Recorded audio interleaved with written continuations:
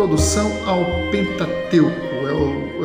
É o que nós vamos tratar agora, né? A gente vai falar sobre o Pentateuco de maneira geral e depois a gente vai entrar nos livros especificamente, né? Bom, os 5 primeiros livros da Bíblia chamam-se Torá ou Pentateuco. Torá no grego, no hebraico, e Pentateuco no grego. Penta quer dizer 5 e teuco, no caso, seria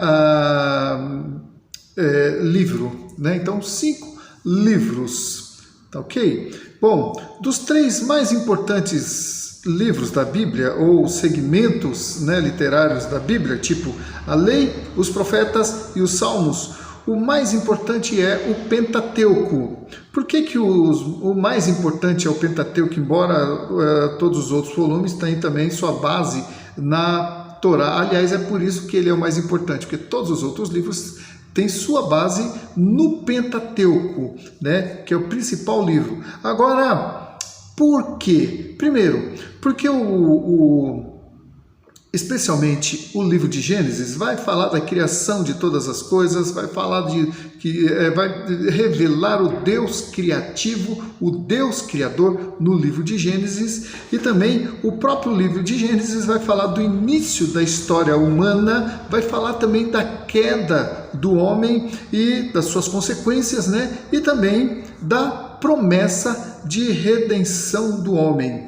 E vai falar também, né, no livro de Gênesis a respeito da origem dos povos, ou os principais povos, as principais civilizações, né?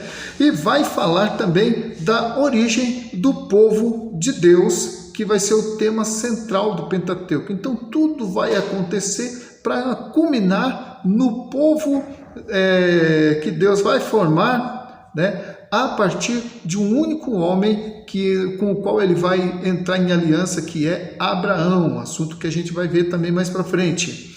E também o livro de Gênesis, ele vai contar história, fatos, genealogias que vão definir de forma geral a identidade do povo hebreu, dos hebreus, dos judeus, enfim. E em sexto lugar, ele vai registrar fatos sobrenaturais, positivos ou negativos, que vão revelar de maneira assombrosamente clara a divindade, a soberania e o poder de Deus. Amém? Bom, conceituação. Além desse livro ser o mais importante para os hebreus, é também um dos mais importantes para os cristãos, né? Se bem que o cristão ele tem o Novo Testamento como o livro mais importante, mas o próprio Novo Testamento ele tem a sua base teológica no Pentateuco. Não dá para fugir do Pentateuco, não dá para ter um cristianismo, né, ou uma teologia sem o Pentateuco, porque é por ali que tudo começou, ok? Então, nós os cristãos, nós também aprendemos, tanto é que você vai aprender sobre o Pentateuco para poder interpretar melhor o Novo Testamento. Eu costumo dizer que o Novo Testamento ele só pode ser melhor compreendido à luz do Antigo Testamento, especificamente o Pentateuco. A gente vai falar sobre isso nesse curso, ok? Então, Deus ele vai se dar a conhecer, ele vai se revelar através da criação de todas as coisas e através do desdobramento da história da humanidade, desde a criação do homem, né, a sua queda e todos os acontecimentos que vão derivar desta queda, que inclusive a Bíblia ela foi escrita por ocasião da queda do homem. Se o homem não tivesse caído em pecado, se perdido no caminho, não haveria necessidade das Escrituras, né? Para que o homem possa encontrar o caminho novamente. Então, esse é o conceito do Pentateuco, né? Trazer o homem de volta para Deus através de sacrifícios, através das informações, da revelação de quem Deus é para o homem e de quem é o homem diante de Deus, principalmente depois da queda. Ok? Bom, o tema, poderíamos dar vários temas a essa sessão de livros, Pessoalmente, eu apresentaria como a divina revelação, porque o Pentateuco é Deus se revelando ao homem, né? Mas esses 5 livros, né, o Pentateuco, e cada livro ou cada volume ele vai ser chamado por um nome que a gente vai ver depois, tá? E, enfim, e cada título vai ter a ver com o conteúdo do seu livro. Mas é bom também a gente destacar que os registros da Torá têm sua conclusão nas fronteiras da terra prometida, onde Josué logo em seguida vai se tornar o líder e Moisés vai morrer ali esqueci o nome do monte, né? Ele vai subir até um monte ali e lá, então Deus vai recolhê-lo, e diz a palavra que Deus sepultou Moisés de forma que até hoje ninguém sabe onde é a sepultura dele. Ok? Mas ele morreu, a Bíblia diz que ele morreu, né? Tem gente que fala que Moisés não morreu e tal, porque ninguém achou o corpo, mas a Bíblia fala que ele morreu, então ele morreu, certo? Bom, e também nós vemos aqui no 4º ponto, a origem da Bíblia. Muito provavelmente o Pentateuco tenha sido escrito durante a caminhada dos hebreus no deserto, né? A época em que o Pentateuco foi escrito, inclusive o livro de Gênesis, né? A caminhada do povo de Israel pelo deserto, porque foi escrito por Moisés, e Moisés, então, até então, ele não tinha tido uma revelação de Deus, né? A primeira revelação que Deus deu a Moisés acerca de si mesmo foi lá em Midian, no deserto de Midian, quando Moisés era apacentador de ovelhas, era pastor de ovelhas, e Deus apareceu a ele numa sarça ardente, e ali foi a primeira vez que Moisés teve um encontro com Deus, e daí para frente, então, Deus foi se revelando a ele, tirando o povo do Egito, coisa que a gente vai abordar mais para frente, ok? Mas enfim, então a origem, né, quando foi escrito esse volume de livros, foi depois da saída do povo de Israel do Egito, quando Israel já estava no deserto rumo à terra prometida. Tá, ok? Bom, embora alguns teólogos neguem a autoria desses livros a Moisés, a própria Escritura atribui a ele, bem como o próprio Jesus em suas citações do Pentateuco, né? E os próprios escritos de Moisés, né? A gente vai ver falando lá no livro de Êxodo mesmo, Moisés fala isso para o povo, Moisés escreve isso, Moisés diga ao povo isso e tal. Então se vê inúmeras vezes que é Moisés que está escrevendo. Mas aí alguém pode argumentar, mas como é que Moisés ia escrever sobre o dilúvio se ele não estava lá? Como é que Moisés ia escrever sobre o Jardim do Éden se Moisés não estava lá no Jardim do Éden? Bom, eu só sei dizer o seguinte, que o mesmo Deus que revelou para João, o apóstolo de Jesus, as coisas que iam acontecer milhares de anos depois da morte de João, né? E que Deus ia revelar para ele o final das coisas, mesmo que João não tenha vivido tudo aquilo, e nós, né, ainda. Esse mesmo Deus também revelou a origem de todas as coisas a Moisés. Então, Deus revelou o futuro a João e revelou o passado a Moisés. Faz sentido, né? Beleza. Mas vamos lá. Os 5 livros da Bíblia, ou o Pentateuco também, ele pode ser dividido, ou vamos dizer assim, o Antigo Testamento, né? Vamos fazer a coisa de modo mais abrangente para a gente entender melhor. O Pentateuco ou o Antigo Testamento, ele pode ser dividido em dispensações. Aliás, toda a Bíblia, né, todo escrito inclusive no Testamento, entra nessa dispensação, né? E a gente vai ter então ver nas dispensações o que a gente vai estudar, né? Como seria essas dispensações? A dispensação é um termo usado por muitos teólogos para classificar os diferentes tempos em que Deus lidou com o homem de maneira diferente. Então nós temos aqui a dispensação da inocência, que vai da criação do homem até a sua queda. Inocência porque o homem não conhecia o pecado, né? Então essa é a primeira dispensação. Aí depois tem a dispensação da consciência. Pois é, depois que o homem caiu em pecado, ele foi expulso do jardim do Éden e agora ele tinha consciência do bem e do mal. E agora o homem, ele tinha escolhas a fazer. Então, dispensação da consciência, que vai da queda do homem até Noé. Você pode ver aí que o homem, usando a consciência, usando o seu livre-arbítrio, ele vai evoluir no pecado até chegar na completa destruição lá na Arca de Noé, na ocasião ali do dilúvio, né? Vamos dizer assim, onde encerra-se a dispensação da consciência. Em seguida vem a dispensação do governo humano, que vai vai de Noé, depois da arca, depois do dilúvio, até Abraão, a dispensação do governo humano, ou seja, as pessoas que assumiam posição de rei e legislavam, né, naquele reinado. E temos como um exemplo disso o Nimrod, que construiu a Torre de Babel. Ele foi um poderoso rei, um dos mais emblemáticos daquela época, depois do dilúvio. Tá? E tem muita história a respeito aí da Torre de Babel, que a gente vai depois falar sobre isso. Então, a dispensação do governo humano vai até Abraão.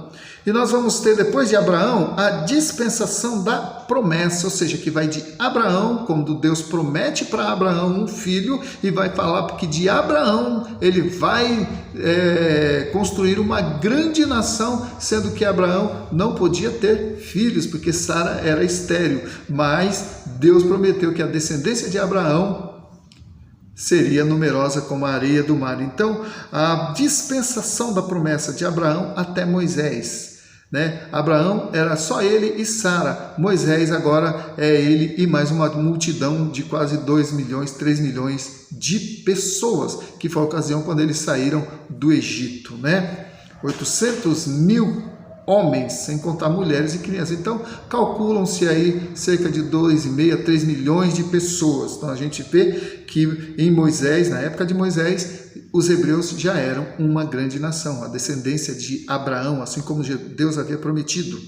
E não só que eles seriam uma grande nação, mas que dessa nação, da descendência de Abraão, também surgiria o Messias, que seria o Salvador da humanidade. Amém? E depois da dispensação do governo humano ou da promessa, nós vamos ter a dispensação da lei, que vai começar com Moisés, ali no livro de Êxodo, quando Moisés sobe no Monte Sinai e Deus então prescreve toda a lei a Moisés, e a partir dessa lei, então, o povo de Israel, ele se consolida como Estado de Israel, como uma nação, porque agora o povo já tem uma lei, já tem um legislador, que é Moisés, e já tem uma lei áurea, como dizer assim, que é a lei de Deus, ou a Torá, propriamente dito, tá? E depois de Moisés, né, a dispensação da lei vai de Moisés até Cristo, porque a Bíblia diz que Jesus ele cumpriu a lei. A lei, a época da lei, da salvação pela lei, ou de se chegar a Deus pela lei, vamos dizer assim, né, culminou em Cristo, porque agora a gente não observa mais os preceitos da lei para chegar até Deus. Hoje a gente usa a fé em Cristo. A gente entrega a nossa vida a Jesus, então, através de Jesus, nós temos um caminho direto para o coração de Deus. No livro de Hebreus diz, né, que Jesus, ele rasgou o véu, abrindo para nós um caminho até Deus, ok? E então, essa seria a sexta dispensação. Deixa eu ver se é isso mesmo. Primeira, segunda, terceira, quarta, quinta... seria a quinta dispensação. E a sexta dispensação, na verdade são 7, né? Então a sexta dispensação seria a dispensação da graça. Então a lei foi de Moisés até Cristo. De Cristo, né, da morte de Cristo até a sua segunda vinda, é a dispensação da graça que entra, né, no bojo da história da humanidade. Então, quando Jesus voltar para buscar a sua igreja, encerra-se a dispensação da graça e começa então a dispensação do reino, ou a dispensação do milênio, que serão 1000 anos de paz em que Cristo vai estar reinando sobre a terra. A 7ª dispensação, ou seja, o sabá, o sábado, né? Que é o descanso da terra. Interessante que o milênio vai ser justamente na 7ª dispensação, mas é bom saber que nem todos os teólogos enxergam dessa forma, né? Mas as principais correntes teológicas e escatológicas classificam as dispensações assim, ok? Bom, cabe ressaltar que nesse momento estudaremos apenas as 5 primeiras dispensações e em outro as 2 dispensações finais, né? Como a gente só vai falar do Pentateuco nesse estudo, então a gente vai falar das 5 primeiras dispensações, que tem tudo a ver com o tema do nosso estudo, tá?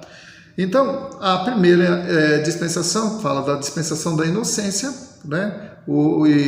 Quando Adão e Eva, eles foram criados, eles tinham uma comunhão com Deus ali muito linda, muito bonita, eles estavam ali guardando o jardim do Éden, né? Estava indo tudo bem, até que eles se deparam com a árvore do conhecimento do bem e do mal, e a Satanás ali, travestido de uma serpente, engana os dois, e eles comem do fruto proibido e acabam então atraindo maldição para si e maldição também para a terra. Ok? Aí então acaba nesse momento a dispensação da inocência, quando eles são expulsos ali do Éden, e é quando começa a dispensação da consciência, que aí agora Adão e Eva, eles vão ter que lavrar a terra do suor do seu rosto, comerás o teu pão, a mulher vai dar luz com dores, e enfim, eles vão ter uma vida agora de relativo sofrimento, e a terra vai estar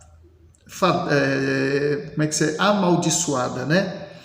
Tá? E aí então essa é a dispensação da consciência, e a gente vai ver que a dispensação da consciência vai fazer com que o homem vá evoluindo cada vez mais no pecado, até chegar na dispensação do governo humano, ou até findar a dispensação da consciência no grande dilúvio. E aí Deus ele vai repovoar a terra através de Noé, Sem, Cão e Jafé, que são os 3 filhos de Noé, e aí eles vão crescer e se multiplicar sobre a terra, e vai estabelecer ali então o governo humano, e cujo um dos ícones, né, dessa governança aí da humanidade vai ser o grande Nimrod, muito falado, muito estudado, né, vai ser uma referência desse governo humano, tá? E esse governo humano ele vai até Abraão, né? Vai ter a Torre de Babel ali antes, né? E aí Deus vai confundir a linguagem de todo mundo, e eles vão se dispersar, espalhar por toda a terra, e aí Terá e sua família vão para a terra de Ur, né? E ali o Abraão, filho de Terá, né? Deus então vai falar para Abraão: sai da tua terra, da tua parentela, e vai para uma terra que eu te mostrarei. E aí então começa a dispensação da promessa através de Abraão. Eu estou falando muito rápido assim, mas espero que você esteja entendendo, ok? Bom, que é a dispensação da promessa, a 4ª dispensação. Aí nós temos depois a dispensação da lei, que vai de Abraão até Moisés, né? Então Deus ele levanta Moisés ali. Moisés tem uma história lindíssima, era para ter morrido, né? Mas não morreu, ele sobreviveu, né? Foi numa época em que era proibido procriar, né? O faraó havia determinado que todo macho que nascesse ali dos hebreus era jogado no Nilo, mas Joquebede, mãe de Moisés, e esqueci o nome do pai de Moisés, fugiu, né? Eles preferiram esconder o menino, ocultar o menino, até não poderam mais. Depois eles fizeram lá uma jangada, um cesto, né? E soltaram o menino no rio para que ele não morresse, fosse encontrado por alguém. E quem encontrou eles foi a filha de Faraó. E ele foi criado então no palácio ali do Faraó. Mas teve todo um desdobramento da história de Moisés, né? Que você já deve conhecer a história. Bom, aí nós temos as alianças, que é o tópico 3, né? que não tem a ver com as dispensações propriamente, mas as alianças, que são a aliança noética, a aliança abraâmica e a aliança mosaica, né? Tem a aliança edêmica também, que é a que Deus faz com Adão, mas nessa Adão quebra a aliança e tal, e aí, bom, uma aliança, o que é uma aliança, né? Vamos conceituar aqui a aliança. Ela é determinada pelo termo hebraico, tem a palavra aqui, birit ou bering karat, que significa fazer uma aliança, em grego diadek, que pode significar tanto um pacto como um último desejo de um testamento. Então, aliança, né? Um pacto, um testamento, enfim, né? Segundo Wycliffe, 2006, uma aliança é um acordo entre duas pessoas ou mais em que 4 elementos estão presentes: as partes, as condições, os elementos e as garantias, né? Então, nós vemos que Deus, pela primeira vez, ele vai fazer uma aliança com Noé. E é nessa aliança que ele faz com Noé, quando ele coloca o arco-íris, ele cria o arco-íris, né? Que é o sinal de aliança que Deus não mais ia destruir a terra com água. E Deus, então, ele libera para Noé comer carne, que até então o homem era vegetariano. E agora Deus, ele libera a carne para o homem, mas ele não pode comer o sangue, né? Então, Deus deixa bem claro isso para Noé: não coma do sangue, mas você pode comer aí toda a carne que você quiser. Bom, essa é a aliança noética, que surge depois do dilúvio, né? Deus faz essa aliança com Noé. A primeira aliança mencionada nas Escrituras encontra-se em Gênesis 6,18 e foi para Noé. Essa aliança é considerada unilateral porque Deus foi o criador, o executor, não pedindo nada em troca, não pediu compromisso de aceitação ou consentimento. Ele apenas prometeu a Noé, né? Havia apenas algumas condições para a execução desse pacto, ou seja, que a humanidade fosse frutífera, crescer e multiplicar, né? Que enchesse a terra e que eles não comessem a carne com a sua vida, ou seja, a carne com sangue, fazia parte da aliança, né? E, enfim, esta era uma aliança condicional, porque Deus havia julgado o povo no evento da Torre de Babel para forçar o repovoamento da terra após o dilúvio. Em resposta a essa obediência, Deus não mais destruiria a terra com água e haveria regularidade das estações. A garantia ou sinal que o Senhor deixou de que iria cumprir essa aliança foi o arco-íris, né? Que ele colocou no céu. Você pode observar que toda vez que chove e depois faz um sol, né, aparece lá aquele arco-íris bonito, aquela coisa linda, né? Glória a Deus. Aí tem, depois da aliança com Noé, nós vamos ver uma outra aliança que agora Deus vai fazer com Abraão, né? Apesar de ser também essa aliança uma aliança unilateral, esta é bilateral, né? Ela é bilateral, pois foi realizada entre Deus e Abraão. É bilateral quando há comprometimento das duas partes, é unilateral quando só uma parte se compromete, né? Bom, Deus revela a sua vontade a Abraão e solicita o sacrifício de Isaac. Então agora Abraão, ele vai entrar com uma parte nessa promessa, né? Que é o filho da promessa. Lembra, Abraão não podia ter filho, né? Até que nasceu Isaac. Agora, Isaac era tão querido por Abraão que parecia quase que uma idolatria. E aí Deus, então, ele vai pedir para Isaac oferecer seu sacrifício no altar, porque Deus precisava do coração de Abraão para poder entrar numa aliança com ele que teria uma ressonância para todo o restante da humanidade. Olha como era importante isso, né? Então, Abraão, em sinal de obediência pela fé, obedeceu e se prontificou a sacrificar seu próprio filho. A promessa de Deus de transformar a posteridade de Abraão em uma grande nação e aumentar, né, a sua semente, tornando-a numerosa como a areia do mar, Gênesis 22:17, e abençoar aqueles que o abençoassem, né, o povo judeu, e amaldiçoar aqueles que o amaldiçoassem. dar à descendência de Abraão a terra prometida e o território que vai do Egito até o Eufrates, para concluir, abençoar o mundo inteiro através da descendência de Abraão. Então a promessa de Deus era para Abraão, para a posteridade dele, para a nação que ia surgir dele e também para toda a humanidade que respeitasse a nação de Israel, né? Então temos aí essa aliança abraâmica que foi muito significativa, muito poderosa. Tá? A grande garantia dessa promessa é o juramento que Deus faz por si mesmo e por seu grande nome, assim como o derramamento do sangue dos sacrifícios. Então Deus jurou por si mesmo. E lá no livro de Hebreus tem um texto interessante que fala, né? Não havendo ninguém superior a Deus por quem jurar, ele jurou por si mesmo. Ou seja, a palavra de Deus, além de ser inerrante, infalível, ele ainda jura por ele mesmo que vai cumprir a sua promessa. E nós fazemos parte hoje, né, dessa promessa. Amém? Bom, aí por último vem a aliança mosaica ou a aliança do Sinai. Agora essa aliança mosaica já é com Moisés, centenas de anos depois, né, praticamente mais de 400 anos, né, depois, quase 500 anos, né?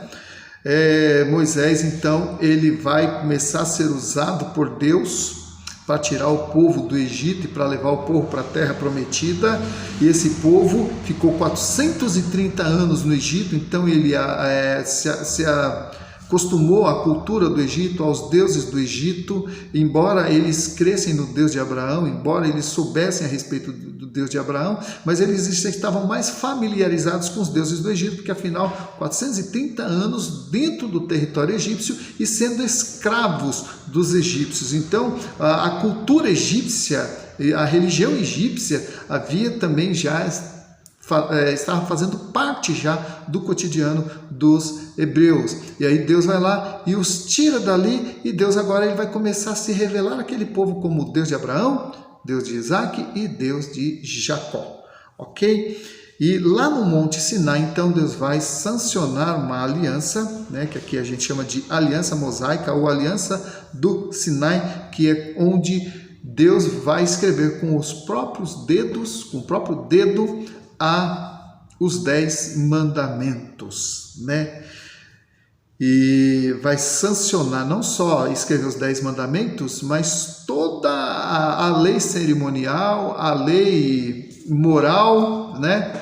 E a lei civil, né? No total de mais de 800 leis, se eu não me engano, onde Moisés vai ficar 40 dias e 40 noites no Monte Sinai, recebendo toda essa instrução, inclusive a construção do tabernáculo, a construção da arca, todos os aparatos ali, né? O candelabro, a mesa dos pães,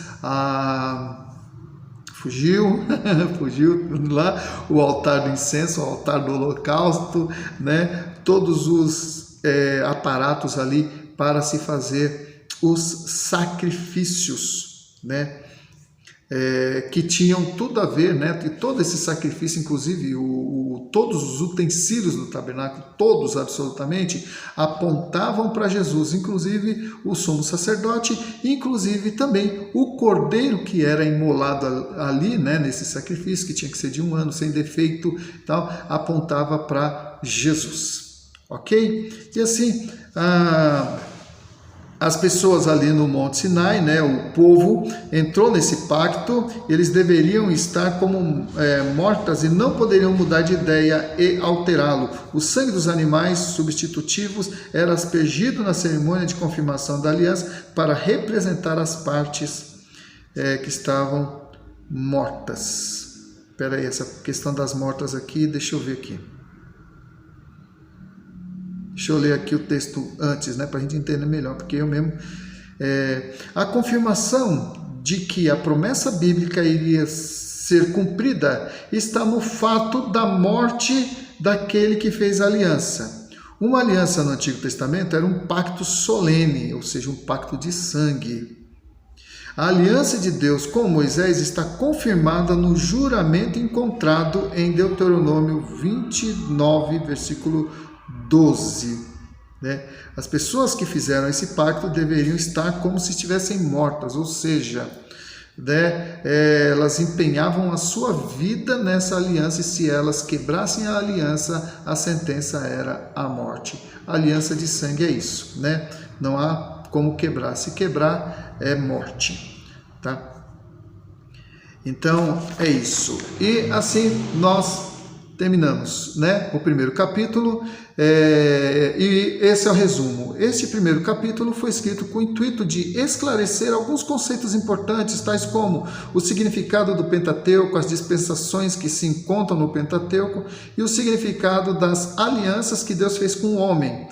Esclarecidos esses conceitos, a sequência dos capítulos ficará agora mais fácil de compreender, ok? Então, bons estudos. Se você tiver o livro, leia o livro, né? Se não tiver, então assista mais esse vídeo, tá? Porque depois a gente vai fazer a sabatina, né? As provas, as avaliações com base nos escritos, ok? Um abraço a todos e até a nossa próxima aula.